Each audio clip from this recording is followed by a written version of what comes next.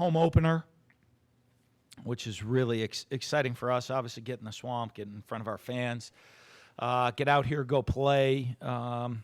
Really, really excited about that. I hope everybody that's on the East Coast that's dealing with the storm right now is safe, and as it clears by and able to get through with hopefully not a lot of damage and so we always keep those people in our thoughts.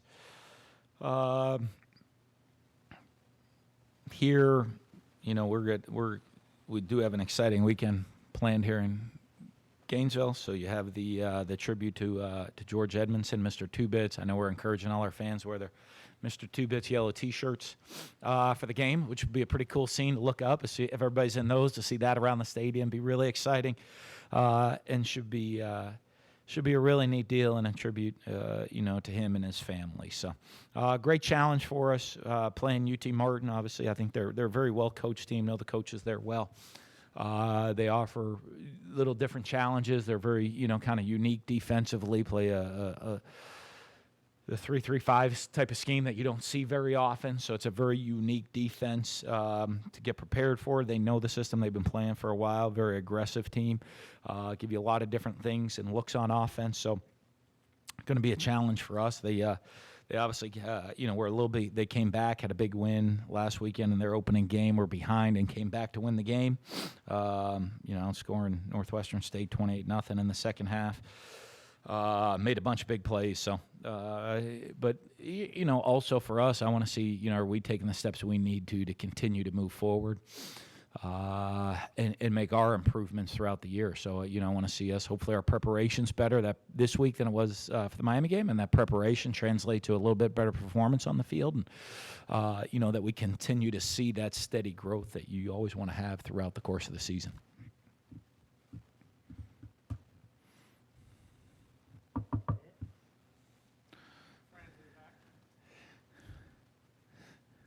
Dan, what have you seen in this having a week off of practice as far as, you talked about teaching moments and stuff like that.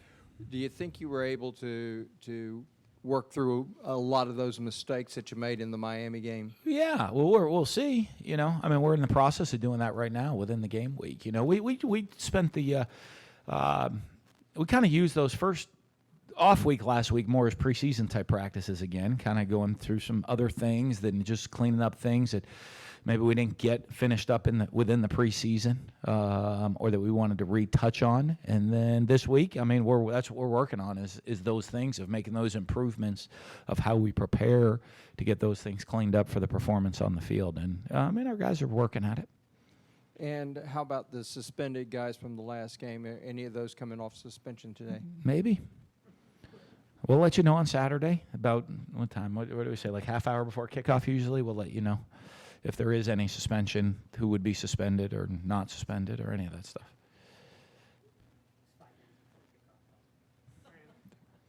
It's about right. 7? That's good. Any update on Brendon Cox, and how do you keep a guy like that who's not eligible locked in and involved? Well, he's working, and he knows. He's got a great attitude. To me, and he's been working hard at things, so he knows he's kind of in limbo as we're waiting.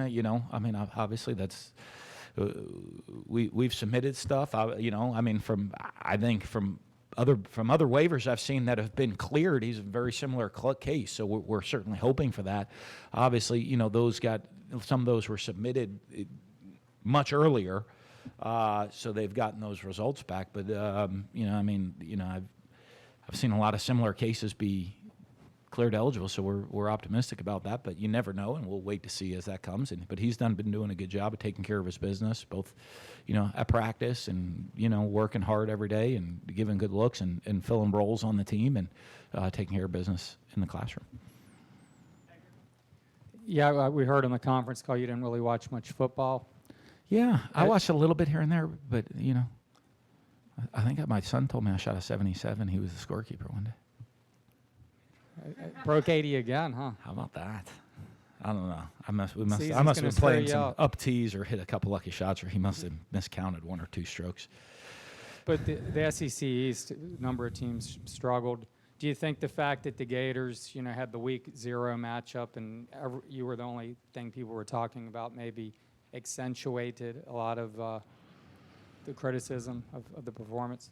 For us? Yeah, I don't know. We won the game, against an excellent team. You're talking about we won a game against a team that was the number 1 third down defense in the country, number 4 overall defense in the country last year, with a lot of guys that came back that could have left to the NFL. And so, I don't know.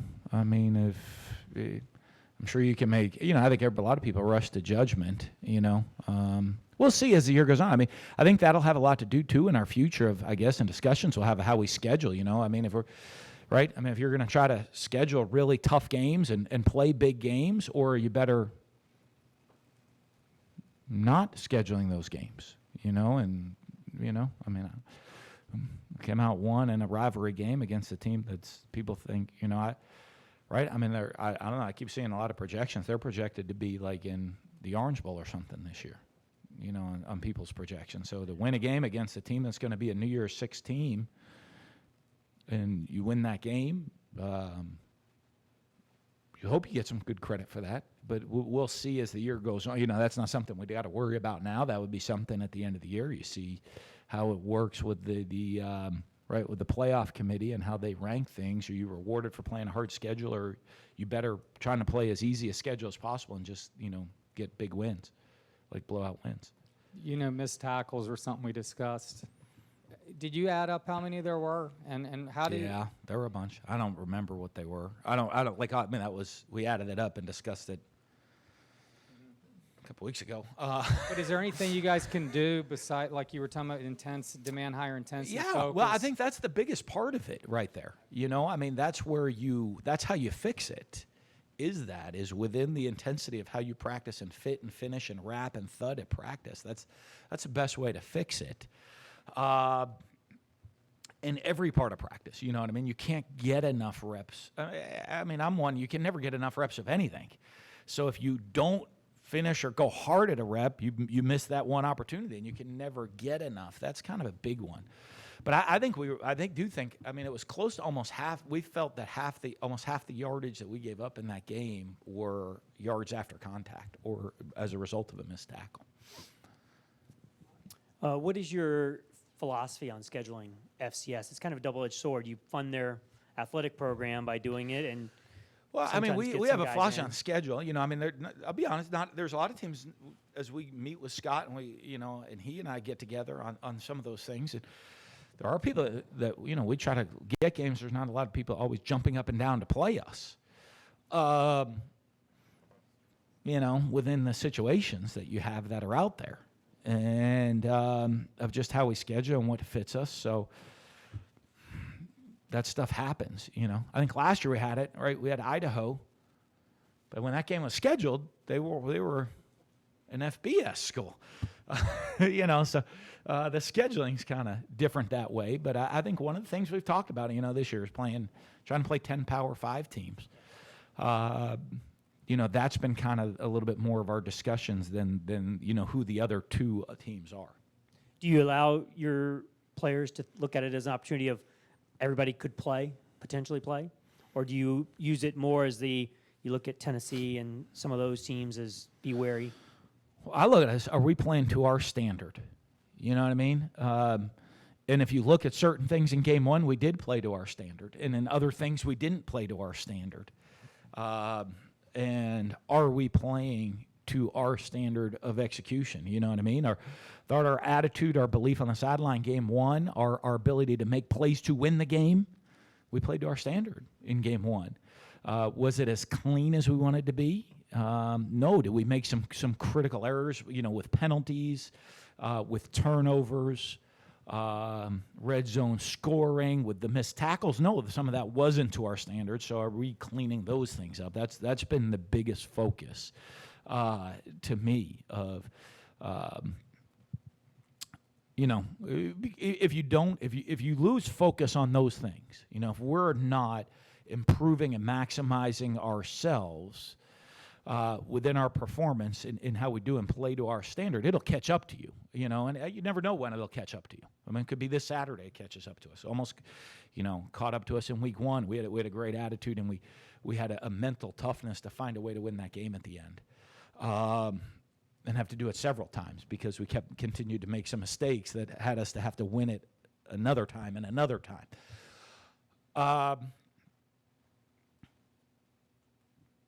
But, you know, that's us, is are we evaluating it, and are we continue to improve, and hopefully it doesn't catch up to us. Hopefully we continue to improve where we find a way, and we continue to play to our standard and improve our standard from one week to the next, and we have a great season. Hey, Dan, when you have a quarterback who's spent all this time in a red jersey and not getting hit and not getting bumped a whole lot, does it kind of take him time to get into a season? Yeah, I think I'm pretty those guys get bumped at practice probably more than a lot of places. You know, I mean, they have the red jersey and they're not supposed to be hit, and I don't freak out about it unless it's something that I view as a dangerous thing. So they've been bumped and hit a little bit. You know, we have guys, we have quarterbacks that have played in games. So we have 3 quarterbacks that have played in meaningful snaps in games. That gives you a little bit more comfort. But I do think there is always, you know, that transition of, you know, real people hitting you. But the fact that we have guys that have, you know, played, I get more nervous when you have guys that really have not played a whole lot or really at all getting in there, you know, and getting hit. You know, I mean, you've had those years where it's like, hey, okay, this guy really hasn't played, you know, he's a redshirt sophomore or something that hasn't played it really at all in his career. So, like, he hadn't been hit in 3 years. That makes you more nervous. And I'm wondering, I know he was on defense and special teams, but Clint McMillan, how much contact you had with him when he was. Yeah, well, I see him at coaching, you know, I mean, around, and, you know, I mean, I've run into him at camps, run into him out, you know, recruiting in at the AFCA, American Football Coaches Association convention every year, and you know, and he's texted me because I love to see former players go out and have success in coaching. So, got to see it, and I'm sure it'll be a fun homecoming for him coming back, and be a different feeling. I've done it once. You know, where you come in and you're all of a sudden you're in the different locker room and you're running out of the different stadium. You know, he ran out of the locker room and took a left a lot. He's got to take a right this time. You know, so You did it twice, though, right? At Mississippi State too. We only came here once. Yeah, but you did it last year. Yeah, but they gave us a huge advantage. They put us in the old. I was in the same locker room. Yeah, I just had to take a right instead of a left. Coming out of the tunnel.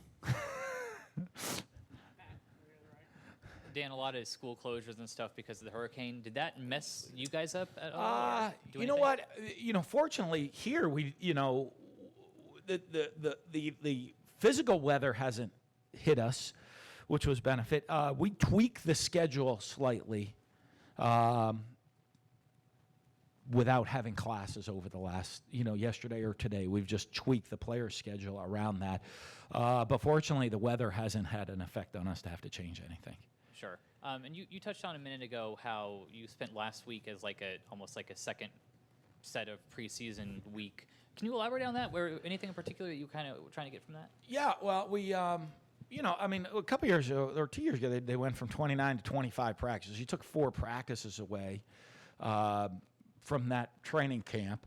Also, though, we were in school. Usually you kind of in school that first week before you get into game week. There's a couple of training camp practices while you're in school. We kind of went more in that direction with it, working on special teams, a lot of special teams individual, little extended individual periods where you get that stuff more than in game week. You're you kind of have a set game week schedule. And, we'd only played one game. Sometimes you get a bye week. Our next bye week, you're going to be coming off a big stretch of games where it's a little different recovery period. And, you're trying to get some guys reps and get stuff. Hey, this is what we've done so far. Here's some things we want to clean up or things we're looking at here for the back half of this season.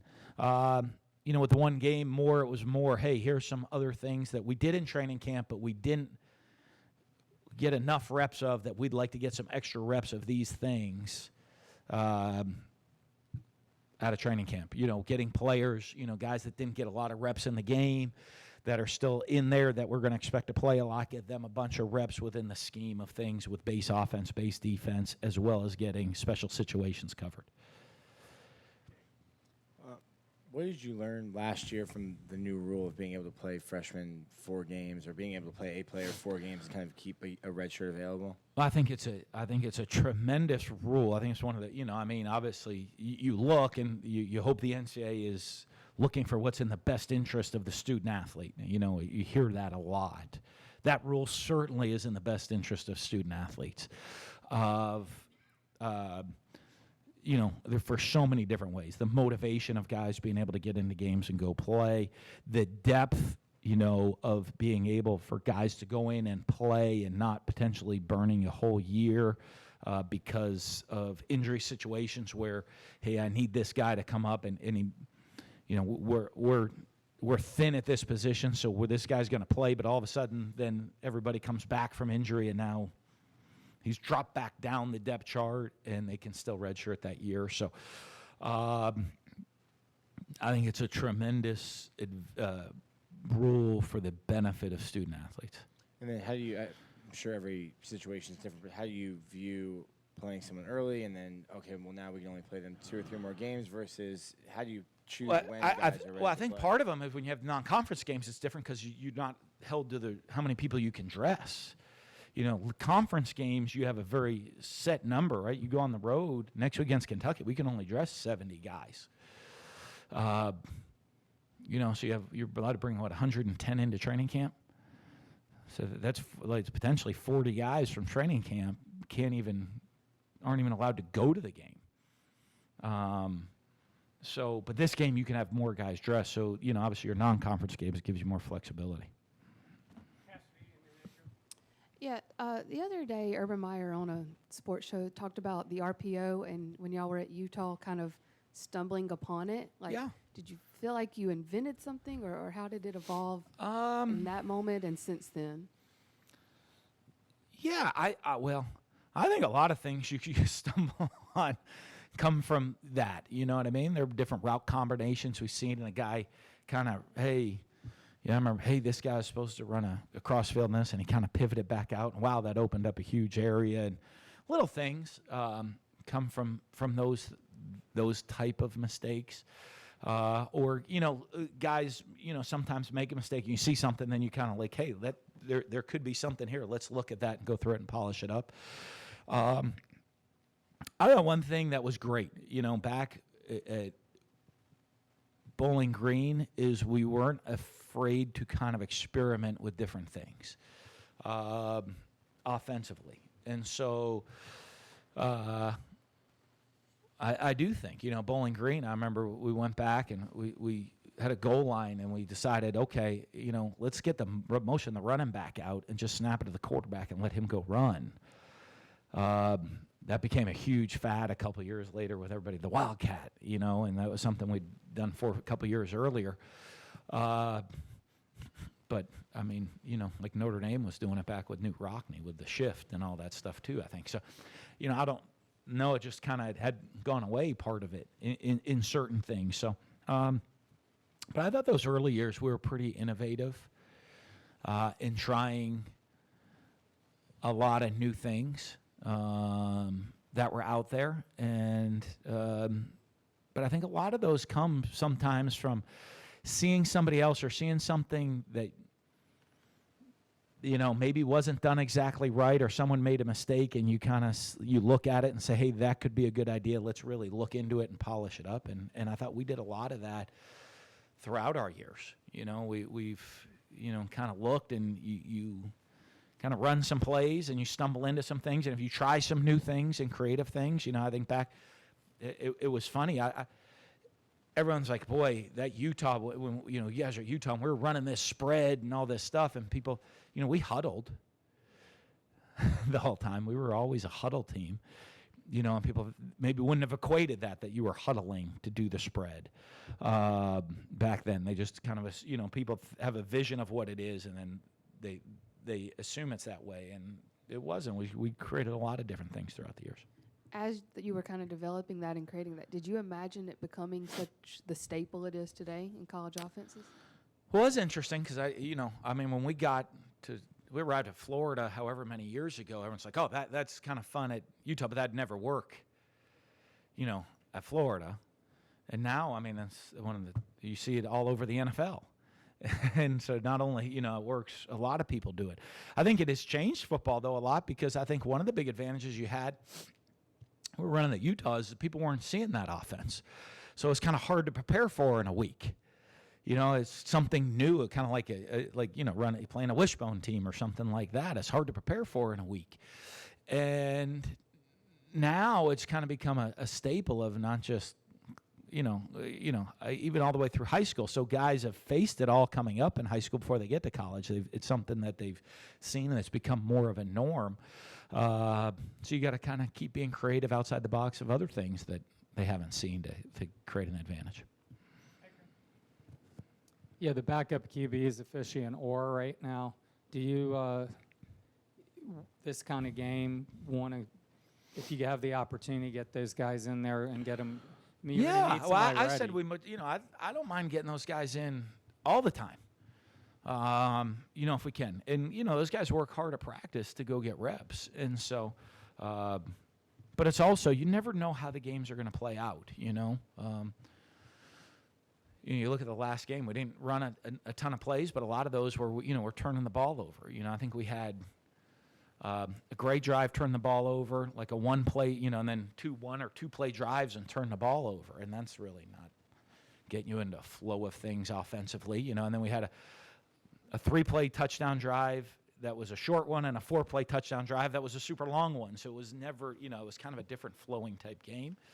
So the opportunity didn't arise. So hopefully the opportunity arises, that we get more reps and get guys in the game. Just how important is that, though, at that position? Well, you can never get enough reps at that position. So, but I don't know. I think that's critical at every position. I don't know if it's more important at that one than other ones, but that one gets a lot more attention than the other ones, it seems to.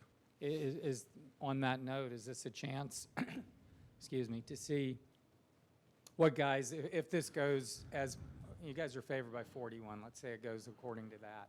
Okay. Thankfully, right? I was talking to this the other day. You know what would make college football different if we walked out on the Swamp on Saturday and someone was certified to do that and we were losing 41-0 to start the game? That would certainly change college football a lot, wouldn't it? It's like the new tour championship format. Right? I was thinking about it off the PGA Tour. I'm like, boy, if they did that like the tour championship, like you walk in and you're already 10 under, like that'd be a crazy change to college football, wouldn't it? Make things interesting. Yeah. Thankfully, I'm not. But is this an opportunity to see guys maximize the opportunities? I will say this. Obviously you want to get guys in the game. You want to roll guys through. I'm a big believer in rolling guys, getting guys reps throughout the game, offensively and defensively. Especially if the game goes into a flow of a game where you feel comfortable getting guys in, maybe not wholesaling. I will say this. If we do get a second quarterback in the game, whoever the first one is to come into, you guys are going to make way too much out of already. That's okay. I'm not gonna be upset with you, but I can guarantee you'll be reading way too much into whatever you see. How that happens, you know what I mean? But for me, there are guys I'd like to get in. Offensive line, I really want to get some offensive linemen in. I really want to get some DBs in the game. I really want to get some, D linemen and linebackers. Every position, in the game, to get those guys in the game and get them flowing and get them reps. I think 40 plays is a lot to play in a game, and we had the last game, we had a bunch of guys played more than 40 in just the flow of the game. I'd rather keep it where guys are fresh and healthy and throughout the whole, not just the game, but the long haul of the season. And to do that, you got to rotate guys in and you got to be comfortable in doing so. So this does give us an opportunity. Hopefully the game, I'm not just talking about the score, just even the flow of the game, that, in the first quarter, we're able to roll guys through that we feel comfortable with having them in there. kind of a good segue back to overreacting towards quarterbacks. How do you think Felipe handled some of that scrutiny, overreactions to that first game, and what kind of response have you seen from him in the week since? Yeah, I mean, he's like any kid. I mean, you constantly stop worrying about what's out there and worry about what's important, right? Outside opinions aren't as important as inside opinions, and and as soon as you figure that out, it's just hard to do.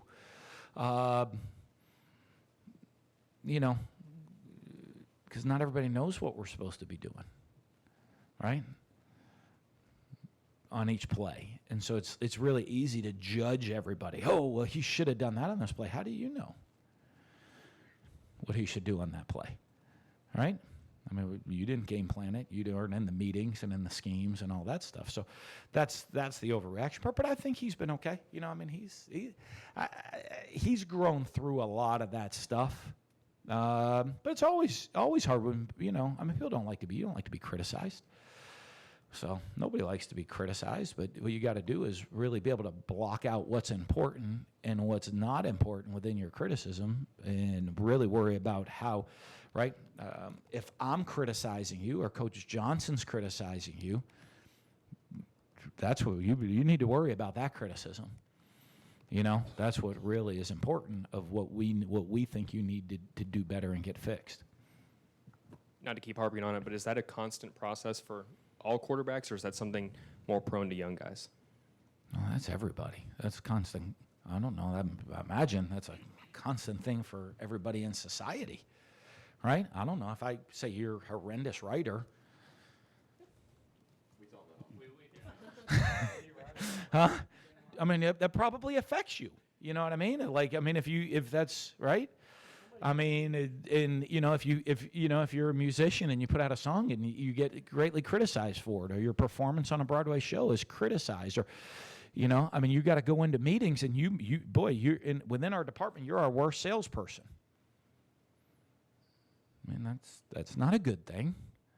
I'm sure there's teachers on campus. They don't want, hey, what's your evaluation? You had the lowest evaluation score on campus this year. I mean, that's something that's probably tough to deal with sometimes. Right? I mean, that's just the world. You don't always like to hear those things. But how you respond to it's more important. And, is it legitimate criticism? Is it... Right? If I tell you you're a horrible writer, you probably could shake it off a little bit easier than one of your peers or your editors, right? Or one of those type of deals, because that's, okay, this is a little different for me. You know what I mean? And it's sorting out the two things. Does that kind of make sense? That's a human nature issue.